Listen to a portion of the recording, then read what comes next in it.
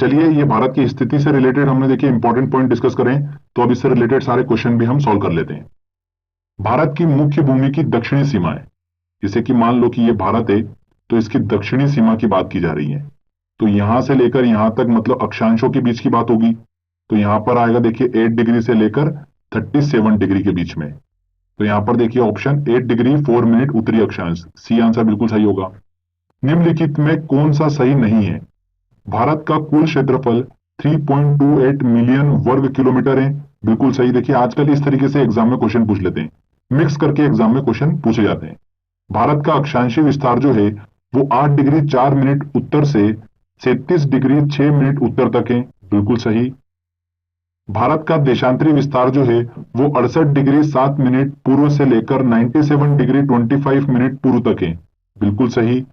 भारत में राज्यों की संख्या 26 है। भारत में देखिए प्रेजेंट में राज्यों की संख्या कितनी है? 28 है। तो यहाँ पर डी वाला आंसर जो है वो सही नहीं है। कितने केंद्र शासित प्रदेश है वर्तमान में? 8 केंद्र शासित प्रदेश हैं। सिक्किम से गुजरने वाला अक्षांश जो है वो निम्न में से किस एक राज्य से होकर गुजरता है? तो फ्रेंड्स, जैसा कि आप मैप देख पा रहे होंगे, सिक्किम से होकर गुजरने वाला अक्षांश जो है, यहाँ पर देखिए पंजाब, हिमाचल प्रदेश और जम्मू कश्मीर तो ऊपर रह गए और राजस्थान से होकर गुजर रहा है। तो देखिए क्वेश्चन में यहाँ पर राजस्थान से होकर गुजरता है सिक्किम से गुजरने वाला अक्षांश। क्लियर हुआ? इस तरीके से भी एग्जाम में क्वेश्चन पूछ लिए जाते हैं। नेक्स्ट क्वेश्चन लेते हैं। कर्क रेखा निम्नलिखित में से किन राज्यों से होकर गुजरती है? देखिए फ्रेंड्स, कर्क रेखा गुजरात से होकर गुजरती है, बिल्कुल सही। छत्तीसगढ़ से भी गुजरती है। उत्तर प्रदेश से नहीं गुजरती है, झारखंड से गुजरती है, बिल्कुल सही। तो यहाँ पर 1, 2 और 4 जो होगा वो बिल्कुल सही होगा, मतलब 1, 2 और 4 ये आंसर। कर्क रेखा गुजरती है मध्य प्रदेश से, बिल्कुल गुजरती है। त्रिपुरा से भी गुजरती है, मिजोरम से गुजरती है, मिजोरम से भी गुजरती है। देखिए मैंने आपको क्या ट्रिक बताई थी कि मिजोरम MZ लिख लेना, जेड सबसे लास्ट में आता है। तो कर्क रेखा सबसे लास्ट में किससे होकर गुजरती है? मिजोरम से होकर ही गुजरती है। क्लियर? तो यहां पर देखिए इन सभी से होकर गुजरती है कर्क रेखा। कितने भारतीय प्रदेशों से होकर कर्क रेखा जो है वो गुजरती है? कुल 8 राज्यों से होकर गुजरती है कर्क रेखा। नेक्स्ट लेते हैं। निम्न में से भारत का वह राज्य जिससे कर्क रेखा होकर गुजरती है? जम्मू कश्मीर से नहीं गुजरती है, हिमाचल प्रदेश से भी नहीं गुजरती है, बिहार से भी नहीं गुजरती है, झारखंड से गुजरती है। कौन सा महत्वपूर्ण अक्षांश भारत को 2 लगभग बराबर भागों में विभाजित करता है? तो फ्रेंड्स, कर्क रेखा 23.5 डिग्री उत्तरी अक्षांश, डी आंसर। निम्न में से कौन सा राज्य कर्क रेखा के उत्तर में स्थित है? देखिए इस तरीके से भी क्वेश्चन एग्जाम में पूछे जाते हैं। कर्क रेखा के उत्तर की तरफ में कौन सा राज्य स्थित है, ऐसा पूछा जा रहा है। झारखंड कर्क रेखा पर स्थित है, मिजोरम भी कर्क रेखा पर स्थित है, त्रिपुरा भी कर्क रेखा पर स्थित है, पर मणिपुर जो है वो कर्क रेखा पर स्थित नहीं है। क्लियर? तो यहां पर बी आंसर, मणिपुर जो है वो कर्क रेखा के उत्तर में स्थित है। चलिए अगला क्वेश्चन लेते हैं। जब भारतीय मानक समय पर अर्धरात्रि है, एक स्थान पर सुबह का 6 बजा है, उस स्थान की स्थिति जिस देशांतर पर है वह है। देखिए काफी इंपॉर्टेंट और ट्रिकी क्वेश्चन है। भारतीय मानक समय पर अर्धरात्रि हो रही है, मतलब 82.5 डिग्री की वैल्यू कितनी दे रखी है? रात को 12 बज रही है वहां पर। क्लियर? एक स्थान पर सुबह का 6 बजा हुआ है, एक स्थान है जहां पर सुबह का 6 बजा हुआ है। तो दोनों के बीच में देखिए डिफरेंस कितना आ गया? 6 घंटे का आ गया। 6 घंटे इसको मिनट में कन्वर्ट कर लेते हैं, तो 60 से मल्टीप्लाई कर दो तो कितना आ गया? 360 मिनट आ गया। अब देखिए पृथ्वी को 1 डिग्री मूवमेंट करने के लिए 4 मिनट का समय लगता है, ठीक है। तो पृथ्वी 360 मिनट में कितने डिग्री का मूवमेंट कर लेगी? निकाल लेते हैं, डिवाइड कर दो 4 से, तो कितना आ गया? 90 डिग्री। समझ में आया आपको? 90 डिग्री का मूवमेंट कर लेगी पृथ्वी 360 मिनट में। तो यहां पर देखिए इसमें प्लस कर दीजिए 90 82.5 डिग्री में, तो कितना आ जाएगा? 172 डिग्री एंड 30 मिनट। मतलब यहां पर 172 डिग्री और 30 मिनट पूर्वी देशांतर पर वो स्थान जो है स्थित है। बी आंसर यहां पर बिल्कुल सही होगा। समझ में आया आपको क्वेश्चन? ये बहुत ही अच्छा क्वेश्चन है। इस तरीके से एग्जाम में देखिए आजकल क्वेश्चन जो है पूछे जाने लगे हैं। यदि भारतीय मानक समय पर दोपहर का 12 बजा है तो 120 डिग्री पूर्वी देशांतर पर स्थानीय समय क्या होगा? तो फ्रेंड्स यहां पर देखिए 182 डिग्री की वैल्यू दे रखी है कि दिन का 12 बजा हुआ है। 120 डिग्री पूर्वी देशांतर पर समय निकालना है, तो 120 देखिए माइनस कर देते हैं हम 82.5, तो कितना हो जाएगा? यहाँ पर 37.5 डिग्री का दोनों के बीच का डिफरेंस आ रहा है। और 1 डिग्री देखिए मूवमेंट करने के लिए 4 मिनट का समय लगता है, तो 37.5 डिग्री मूवमेंट करने के लिए निकाल लेते हैं, 4 का मल्टीप्लाई कर दो, कितना हो जाएगा? 150 मिनट आ गया। 150 मिनट को देखिए हम इसको घंटे में कन्वर्ट कर लेते हैं, तो कितना आ गया? 2.5 घंटे हमारा निकल कर आ गया। मतलब 12 बजी है तो 2.5 घंटे ऐड कर दो, तो यहाँ पर 2:30 मतलब 14:30। बी आंसर यहाँ पर सही होगा। ठीक है ना, समझ में आया आपको क्वेश्चन? किस राज्य से भारतीय मानक समय की देशांतर रेखा नहीं गुजरती है? तो आंध्र प्रदेश से होकर गुजरती हैं, छत्तीसगढ़ से भी गुजरती हैं, महाराष्ट्र से होकर नहीं गुजरती हैं। तो सी आंसर।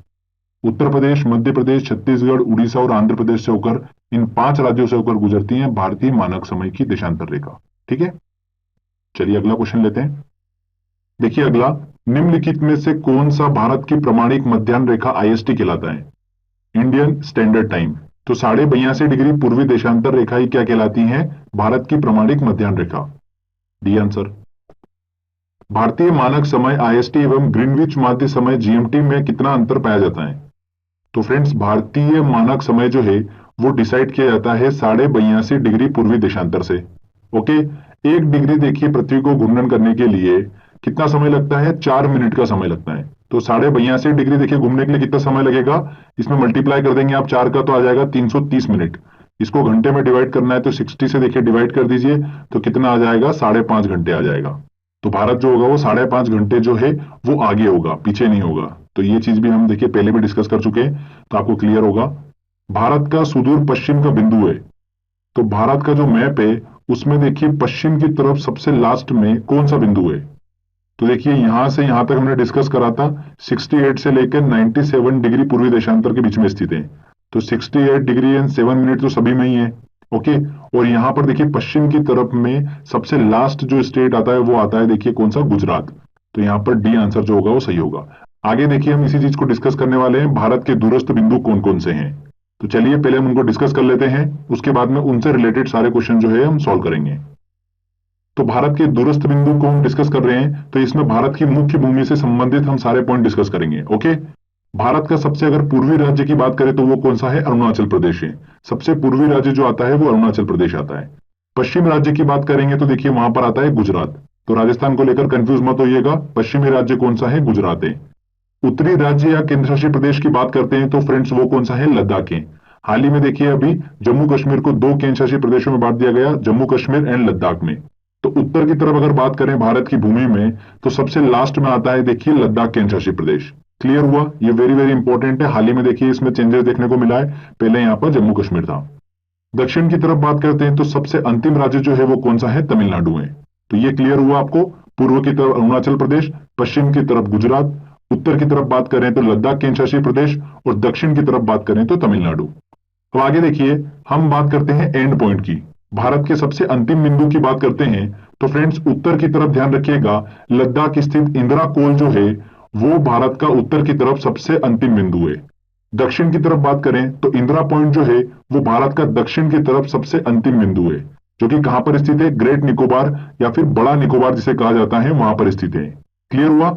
पश्चिम की तरफ बात करते हैं तो गुहार मोती के पास स्थित सरक्रिक जो है, जो कि गुजरात में पड़ता है, वो भारत का पश्चिम की तरफ सबसे अंतिम बिंदु है। एग्जाम में देखिए गुहार मोती भी पूछ लेते हैं कभी कभी, या तो कभी कभी सरक्रिक करके भी पूछ लेते हैं, तो ध्यान रखिएगा सरक्रिक जो है वो पश्चिम की तरफ सबसे अंतिम बिंदु है। फ्रेंड्स अगर पूर्व की बात करते हैं तो देखिए 2 नाम आपको अक्सर देखने को मिलेंगे, वलांगू और किबिथू। किबिथू जो है वो देखिए 97 डिग्री पूर्वी देशांतर पर स्थित है, और जबकि वलांगू जो है वो 97 डिग्री 1 मिनट पूर्वी देशांतर पर स्थित है। तो कभी कभी एग्जाम में वलांगू पूछ लेते हैं, कभी किबिथू पूछ लेते हैं, तो जो भी पूछेंगे आप उसके अकॉर्डिंग आंसर जो है वो टिक करिएगा, दोनों को साथ में नहीं पूछेंगे। ठीक है, ये दोनों कहां पर स्थित है? अरुणाचल प्रदेश में स्थित है। तो फ्रेंड्स ये हमने देखिए भारत के दूरस्थ बिंदु को डिस्कस करा। चलिए इनसे रिलेटेड सारे क्वेश्चन जो है हम डिस्कस कर लेते हैं जो कि एग्जाम में पूछे जाते हैं। भारत के राज्यों का निम्नलिखित में से कौन सा युग्म सबसे पूर्वी और सबसे पश्चिमी राज्य को इंगित करता है? तो देखिए सबसे पूर्वी राज्य कौन सा है? अरुणाचल प्रदेश, और सबसे पश्चिमी राज्य कौन सा है? गुजरात। तो यहां पर देखिए डी आंसर जो होगा बिल्कुल सही होगा। भारत का सबसे दक्षिणी बिंदु है, तो फ्रेंड दक्षिणी बिंदु की बात की जा रही है, दक्षिण इधर उत्तर इधर। अगर उत्तर पूछा जाता तो इंदिरा कोल, दक्षिण पूछा है तो इंदिरा पॉइंट, जो कि ग्रेट निकोबार बड़ा निकोबार में स्थित है। Indira point C answer. Bharat का वह कौन सा स्थान है जहां पर बंगाल की खाड़ी, अरब सागर और हिंद महासागर मिलते हैं? तो फ्रेंड्स ध्यान रखिएगा ये इंपॉर्टेंट क्वेश्चन है, कहां पर मिलते हैं? कन्याकुमारी में मिलते हैं बंगाल की खाड़ी, अरब सागर और हिंद महासागर। ये आंसर। अगला क्वेश्चन लेते हैं। भारत का दक्षिणतम स्थान इंदिरा पॉइंट निम्नलिखित में से कहां स्थित है? कहां पर स्थित है? देखिए अंडमान निकोबार द्वीप समूह में स्थित है। D answer. निम्नलिखित में कौन सा स्थान भूमध्य रेखा के निकटतम स्थित है? तो देखिए, ये भूमध्य रेखा, तो भारत इस तरीके से स्थित है, तो यहां पर सबसे दक्षिणी बिंदु जो है भारत का, वो भूमध्य रेखा के बहुत क्लोज है। तो दक्षिणी बिंदु कौन सा है? अंतिम Indira point, C answer. Bharat का पूर्वतम स्थान निम्नलिखित में से किस राज्य में स्थित है? पूर्वतम स्थान कौन सा है? किबिथु हमने डिस्कस करा था, या फिर वलंगू? कहां पर स्थित है? अरुणाचल प्रदेश में स्थित है, सी आंसर।